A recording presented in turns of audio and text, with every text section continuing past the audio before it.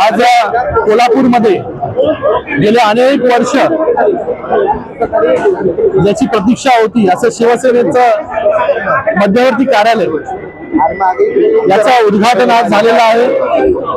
मी आमच्या सर्वच शिवसेनेचे पदाधिकारी असतील, सर्व आमदार खासदार आणि त्याचबरोबर खास करून पालकमंत्री प्रकाशजी आंबेडकर यांचं धन्यवाद व्यक्त करतो की त्यांच्या पुढाकाराने आज कोल्हापूरमध्ये शिवसेनेचं मध्यवर्ती कार्यालय इथे त्याची सुरुवात झाली।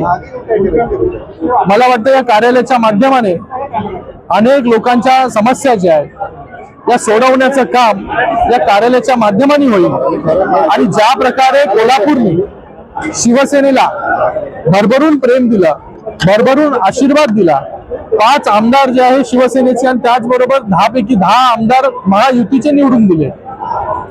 मला वाटतं या मध्यवर्ती कार्यालयाच्या माध्यमाने त्यांचा विश्वास जो आहे हा अजून जो आहे तो द्विगुणित होईल आणि जास्त काम जे आहे लोकांपर्यंत पोहोचण्याची संधी या मध्यवर्ती कार्यालयाच्या माध्यमाने आम्हा सगळ्या शिवसैनिकांना जे पदाधिकाऱ्यांना जे आहे ते त्या ठिकाणी मिळेल।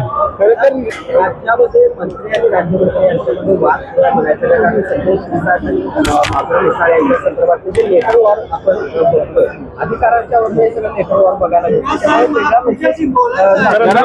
आलो या सगळ्या नेटवर्कमुळे एक वेगळा मेसेज जातो असं वाटत। मला वाटतं या सगळ्या छोट्या छोट्या गोष्टी आहेत। माननीय मुख्यमंत्री महोदय असतील आणि दोन्ही उपमुख्यमंत्री महोदय असतील हे सगळे जे आहेत मंत्री मंत्री असतील आमदार असतील यांच्याशी जे आहे ते बोलून या सगळ्या गोष्टी ज्या आहेत ते सोडवतील। सर मंत्रिमंडळाच्या फेरफटकेची जे चर्चा सुरू झाली आहे, शिंदे गट आणि राष्ट्रवादी गट अजित पवार गट त्यांच्या मंत्र्यांसोबत वेगळा विचार होऊन भाजप काही होणार आहे का? काय बघा, मी एक छोटा लहान कार्यकर्ता आहे।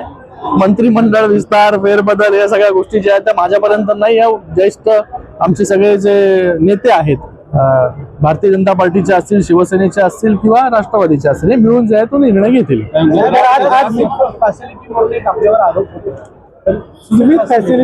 कोण करतंय? संजय राऊत कोण संजय राऊत?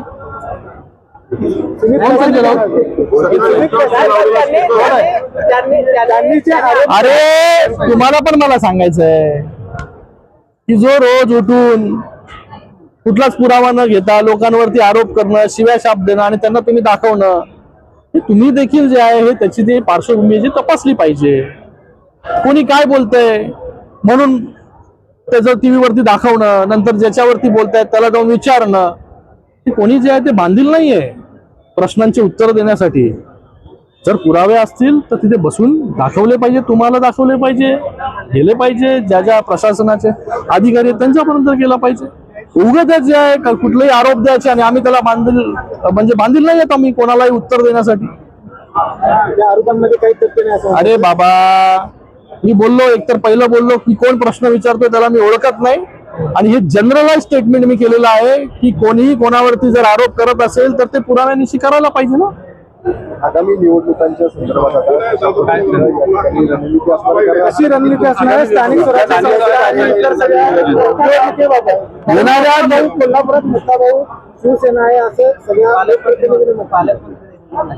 अरे बाबा, इथे महायुती म्हणून आम्ही सगळ्या निवडणुका लढल्या, येणाऱ्या काळामध्ये देखील महायुती म्हणून या सर्व निवडणुका ज्या आहेत त्याच्या सामोरे आम्ही जाणार आहोत आणि महायुतीला इथे मोठ्या प्रमाणामध्ये यश, जसं यश 100% आमदारकीला मिळालं, विधानसभेला मिळालं, तसंच यश जे आहे या महापालिका असेल, जिल्हा परिषद असेल, पंचायत समिती असेल या ठिकाणी मिळेल।